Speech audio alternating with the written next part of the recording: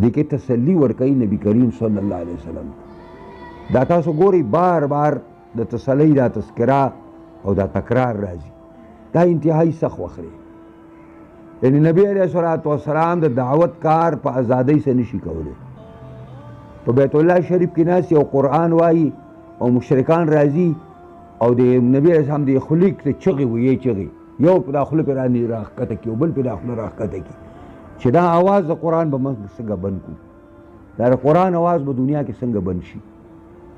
دا خو ډېر خطرناک اواز دی، دا زموږ زوړ دین راله خرابوي، زړې طریقې راله خرابوي، رسم و رواج راله خرابوي، زموږ پلارانو د نیکونو طریقې راله بربادوي.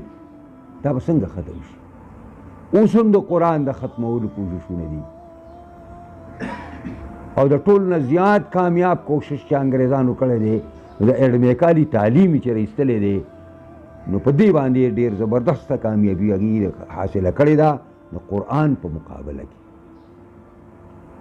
دا موږ اوس په دې بازار کې چې راځو، نو زموږ دا بازار چې دی په دې وخت کې داسې بند دي لکه دا چېرته دا لوی لوی ښاریو کې دا لوی لوی چوکونه چې بندېږي، هلته بیا هم پولیس ولاړ دي. دلته خو پولیس هم زموږ چېرته چرسیان مرسیان رانیسي او ځان له ترې پیسې دي، نور څه کار نه کوي. ګوره خلکو په لارو کې ډېرانونه اچولي، په سپوخ روډ باندې ډېران پروت دی، په پوخ روډ باندې خلکو د ټانټو ټوپونه ساز کړي دي. ایس ایچ او ته وایي ستاسو ذمهداري ده، ته چې دې علاقې ایس ایچ او یې نو د څه لپاره ته ایس ایچ او یې؟ ته به را تجاوزات به نه ختموي چې کوم خلک تجاوزات کوي.